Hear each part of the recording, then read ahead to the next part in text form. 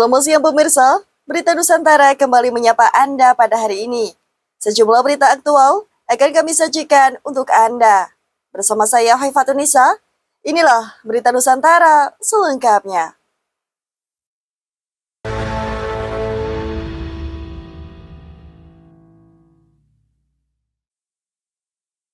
Informasi yang pertama pemirsa, Menteri Agraria dan Tata Ruang, sekaligus Kepala Badan Pertahanan Nasional atau ATR BPN, Nusron Wahid menyebut sebanyak 123,1 juta dari 126 juta bidang tanah di Indonesia telah terdaftar di BPN.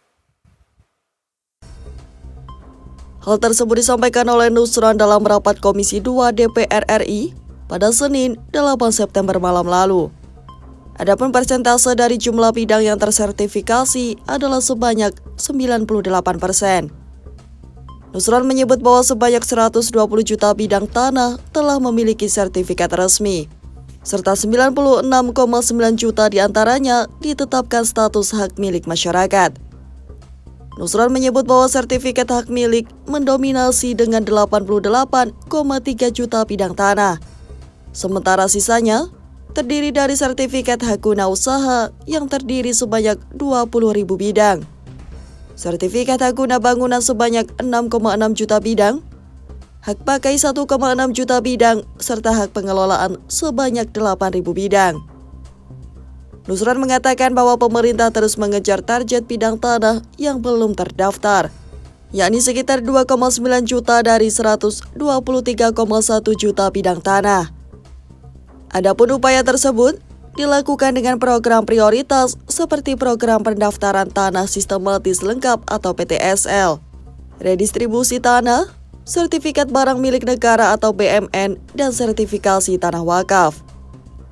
Java TV melaporkan.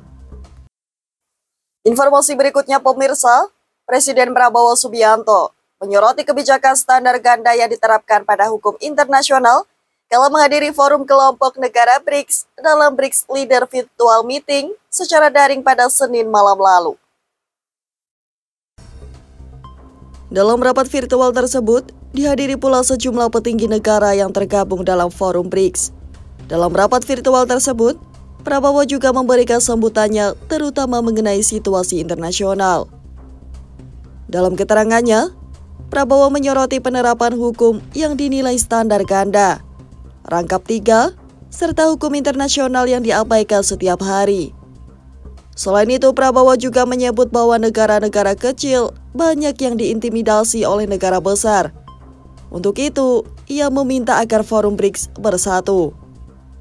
I fully support the concepts given forward by the distinguished President of the People's Republic of China.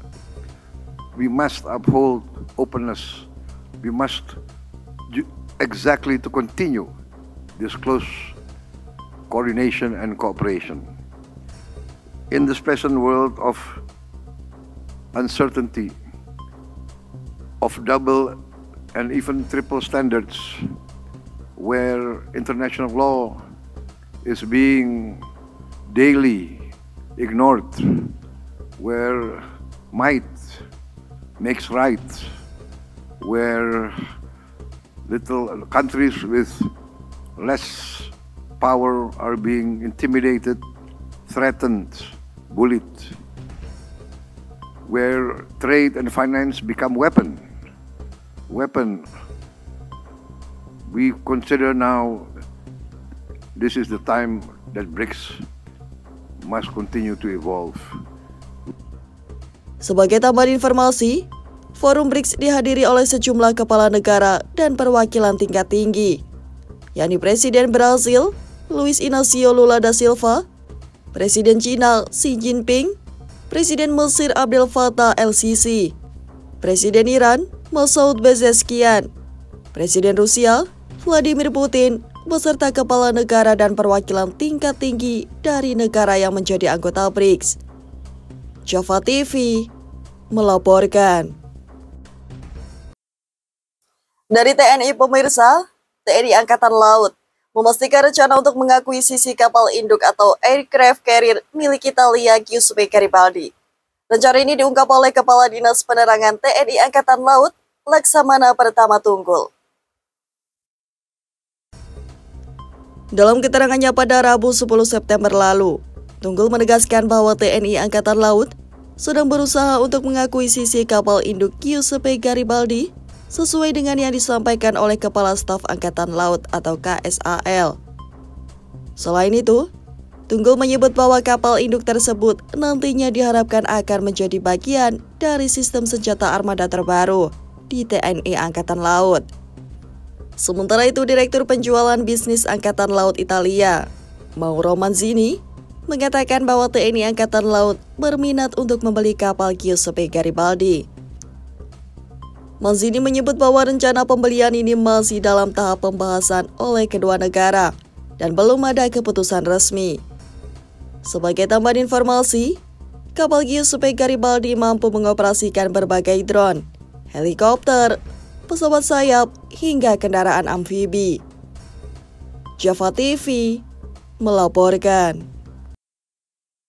Selanjutnya, Wakil Presiden Republik Indonesia, Gibran Rakabuming Raka, memberikan alasan mengenai Kabinet Presiden Prabowo Subianto yang melakukan reshuffle.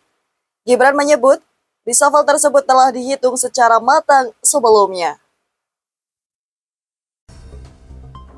Dalam keterangannya saat berada di Batam pada Rabu 10 September lalu, Gibran menyebut bahwa Presiden Prabowo telah mengambil keputusan tersebut setelah memperhitungkan dari berbagai sisi.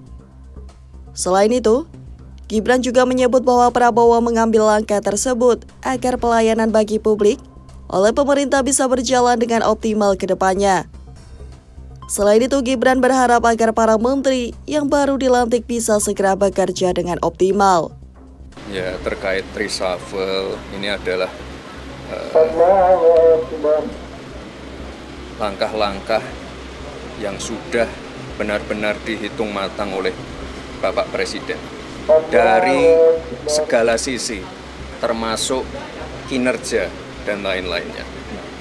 Dan ini dilakukan untuk agar pelayanan publik, mesin pemerintah itu bisa bekerja lebih optimal.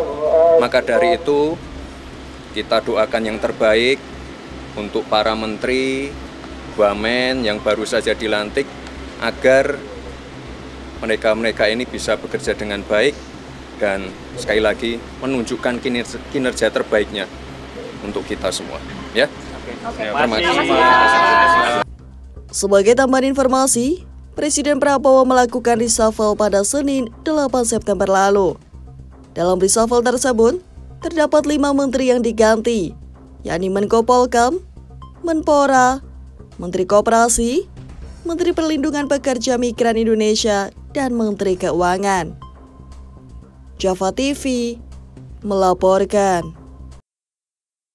Berikutnya pemirsa, sebanyak 40 orang ditetapkan sebagai tersangka atas kasus pembakaran kantor DPRD Makassar dan Sulawesi Selatan pada saat demo Agustus beberapa waktu lalu, yang menewaskan 3 orang di dalam gedung DPRD. Dalam keterangannya, Yusril Iza Mahendra, selaku Menteri Koordinator Bidang Hukum, HAM, Imigrasi, dan Pemasyarakatan, pada Rabu 10 September lalu, saat berada di Polda Sulawesi Selatan mengatakan, para tersangka tersebut ditahan di Polda Sulawesi Selatan dan Polrestabes Makassar. Yusril mengatakan bahwa dirinya berada di Makassar untuk melihat kondisi tersangka, serta memastikan hak-hak para tersangka terpenuhi. Selain itu, dirinya masih menunggu hasil penyidikan yang dilakukan oleh pihak kepolisian, agar bisa dilanjutkan ke pengadilan atau melakukan langkah restoratif justice. Yusril memastikan bahwa seluruh tersangka dalam peristiwa demonstrasi Agustus lalu, serta menimbulkan korban dan kerugian diberikan hak-haknya. Hal ini diyakini dapat menciptakan keadilan serta menegakkan ketertiban kepada semua masyarakat tanpa terkecuali. Java TV melaporkan. Beralih ke program prioritas pemerintah pemirsa, untuk mencukupi kebutuhan makanan bergizi gratis atau MBG, pemerintah Kota Tegal, Jawa Tengah terus menambah jumlah dapur sentra pelayanan pemenuhan gizi atau SPPG. Saat ini terdapat 3 SPPG yang telah beroperasi. Kesibukan terlihat di dapur SPPG Margadana 2, Kota Tegal, Jawa Tengah, Kamis pagi. Sejumlah relawan SPPG tengah menyiapkan menu makanan bergizi gratis untuk didistribusikan ke sejumlah sekolah. SPPG Margadana 2 ini merupakan SPPG tambahan yang baru 3 hari beroperasi untuk mencukupi kebutuhan siswa di 14 sekolah, dari TK hingga sekolah lanjutan atas. Selain SPPG Margadana 2, Kota Tegal telah memiliki 2 SPPG lain, yakni SPPG Margadana 1 dan SPPG Randu Gunting. Pemerintah Kota Tegal akan terus menambah jumlah SPPG untuk mendukung program MBG. Yang sudah operasional saat ini ada 3 SPPG, Margadana 1, kemarin sudah uji coba selama 10 hari dan saat ini berhenti. Yang kedua di SPPG Randu Gunting, ini sudah 10 hari ketiga. Dan yang pada hari ini di SPPG Margadana 2, hari pertama ini kemudian berlanjut sampai selamanya melakukan kegiatan program MBG. Ini ada kurang lebih 14 sekolah. Dari TK ada 2, SD ada 7, MI ada 2, Sangamia 1, Alia 1, dan SMP Purnama 1. Jarak terjauh kurang lebih 3 kilo dari SPPG Margadana 2. Untuk mencegah terjadinya kasus keracunan siswa yang kerap terjadi saat mengkonsumsi MBG, pihak mitra SPPG diminta untuk selalu menjaga kebersihan dapur, serta menyediakan sanitasi yang memadai. Antisipasi kita untuk mengatasi keracunan tersebut tentunya kita selalu menjaga kehigienisan dapur, Pak. Kehigienisan dapur, kedua juga kita melakukan sanitasi, kita memberikan arahan kepada relawan-relawan supaya kedepannya mereka lebih hati-hati terhadap makanan yang akan diberikan kepada siswa. Setiap hari kita diwajibkan untuk menyimpan 2 box, Pak. Tujuannya untuk apa? Untuk mengetes 2 hari ke depan apakah nantinya bakal ada keracunan bagi siswa-siswa atau tidak. Sementara untuk mengantisipasi makanan tidak cepat basi, mitra SPPG diminta untuk memilih menu yang tahan lama, serta memperhatikan proses pengemasan makanan, yakni tidak menutup ompreng dalam kondisi makanan masih panas. Kuncoro Wijayanto, Java TV, melaporkan. Selanjutnya, TNI dikabarkan masih mempertimbangkan langkah hukum yang akan diambil terhadap Ferry Irwandi dan juga CEO Malaka Project. Selain itu, TNI melalui Kepala Pusat Penerangan TNI, Brigjen Freddy Ardiansyah, juga menyinggung adanya putusan Mahkamah Konstitusi yang menyatakan bahwa nama baik tidak bisa dilaporkan oleh institusi.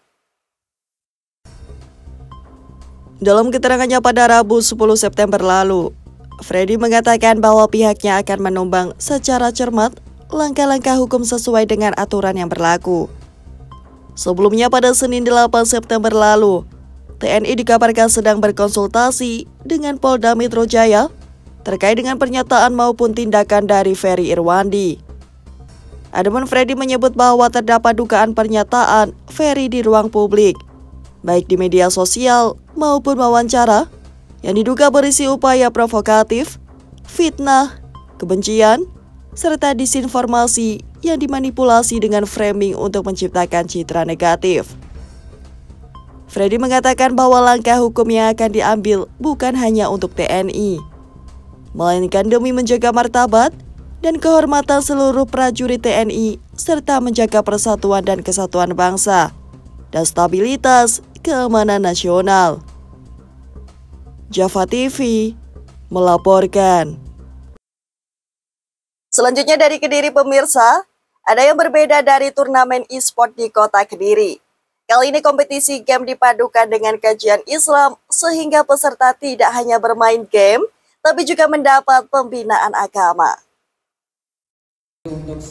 Turnamen yang digelar Pemuda Muhammadiyah Kota Kediri bersama Ngaji Kita, e-sport Indonesia Kota Kediri, dan Foska berlangsung di lantai 2 Pasar Setono Bete, sekitar 150 peserta dari Kediri, Blitar, Tulungagung, hingga Nganjuk memadati arena. Sebelum pertandingan dimulai, peserta diajak mengikuti kajian Islami. Dalam acara ini, Ustadz Wirid didapuk untuk menyampaikan pesan agama secara sederhana, seperti ajakan sholat tepat waktu dan berbakti pada orang tua. Tentunya ini menjadi program eksternal kami sebetulnya. Untuk kegiatan ini alhamdulillah terlaksana dengan sangat-sangat lancar, bahkan antusiasme dari teman-teman pegiat ya, terutama e-sport itu cukup banyak sekali. Tentu ada sedikit perbedaan yang kami tawarkan dalam konsep kegiatan ini. Itu ada kajian, jadi kajian keislaman untuk teman-teman pegiat e-sport ini. Jadi kita tidak hanya bermain game saja, tetapi di situ ada nilai-nilai dakwah yang bisa dimasukkan ke dalam komunitas e-sport ini. Sementara itu, Harto Febriono selaku Wakil Ketua e-sport Kota Kediri mengungkapkan, pihaknya ingin memberi nilai edukasi bagi komunitas gamer, sehingga tidak hanya bermain, tapi juga mendapatkan pencerahan. Selain itu, melalui acara ini kita juga mencari bibit atlet e-sport berbakat untuk ditarungkan di kompetisi resmi tingkat daerah hingga nasional. E-sport di sini sebagai juri dan juga sebagai pencari bibit untuk atlet-atlet e-sport ke depannya. Jadi acara ini juga sambil mencari bibit unggul yang bisa ditarungkan di kancah provinsi maupun nasional. Ya, harapan saya lebih sering-sering acara seperti ini ya, karena mengingat selain prestasi duniawi juga kita harus memikirkan juga akhiratnya atau amal ibadahnya, jangan sampai kelupaan. Secara teknis, turnamen menggunakan sistem gugur format best of 3. Di Mobile Legends, satu tim terdiri dari 5 pemain inti dan 1 cadangan. Sedangkan di Free Fire, formatnya 4 pemain inti dan 1 cadangan. Agenda yang seharusnya digelar 31 Agustus sempat tertunda, imbas kerusuhan di gedung DPRD dan kantor polisi Kota Kediri. Namun antusiasme peserta tetap tinggi. Turnamen ini tidak hanya memberikan hadiah jutaan rupiah, tapi juga menegaskan nilai utama, yaitu dakwah melalui e-sport. Kombinasi unik antar game dan ngaji, diharapkan acara ini akan menjadi contoh positif bagi generasi muda. Selain bermain game, namun juga ingat kepada ibadah. Ahmad Ion, Java TV, melaporkan. Beralih ke Jakarta, pemerintah Provinsi DKI Jakarta melalui Dinas Sumber Daya Air DKI Jakarta buka suara perihal viralnya video di media sosial terkait adanya tanggul beton yang ada di perairan Cilincing, Jakarta Utara. Dalam keterangannya pada Rabu 10 September lalu, Kepala Bidang Pengendalian ROB dan Pengembangan Pesisir Pantai Dinas SDA DKI Jakarta, Cikutri Canes Coro, mengatakan bahwa tanggul tersebut bukan bagian dari proyek tanggul NJID. Sementara itu, berdasarkan keterangan Ketua Sub Kelompok Perencanaan Bidang Pengendalian ROB dan Pengembangan Pesisir Pantai Dinas Sumber Daya Air DKI Jakarta, Alvan Widyastanto, mengatakan bahwa pihaknya tidak mengeluarkan izin serta tidak memiliki kewenangan terkait pembangunan tanggul tersebut. Sebelumnya sebuah video tanggul beton ramai di media sosial. Hal ini dikarenakan tanggul tersebut menghalangi nelayan setempat yang sedang mencari ikan karena harus memutar dikarenakan akses yang diblokir oleh tanggul tersebut. Java TV melaporkan. Informasi terakhir sekaligus penutup pemirsa, Danyon A Resimen 4 Korbrimob Polri, Kompol Kosmas Kajugae, dan Bribka Rohmat resmi mengajukan banding terkait dengan sanksi etik di kasus Afan Kurniawan yang tewas dilindas kendaraan taktis Brimob. Dalam keterangannya pada Rabu 10 September lalu, Karopenmas Divisi Humas Polri, Brigjen Truno Yudo Wisnu Andiko, mengatakan Kosmas mengajukan banding atas sanksi pemecatan tidak hormat. Sementara Rohmat menolak sanksi penurunan jabatan selama 7 tahun. Wisnu menambahkan bahwa kelima anggota pelanggar lainnya yang ada di dalam kendaraan taktis Brimob tersebut saat ini masih menunggu proses sidang etik. Adapun kelima anggota tersebut antara lain Aibda Rohyani, Bribtu Danang, Bribda Mardin, Baraka Jana, dan Baraka Yohanes David. Sebelumnya majelis sidang KKEP telah menjatuhkan sanksi kepada Kosmas dengan pemberhentian tidak hormat. Sementara Rohmat selaku pengendara rantis dihukum penurunan jabatan selama 7 tahun. Java TV melaporkan. Baik pemirsa, informasi tadi sekaligus menjadi penutup pada jumpaan kita hari ini. Saya Haifatunisa dan segenap tim redaksi yang bertugas pamit undur diri. Selamat siang, salam berita Nusantara.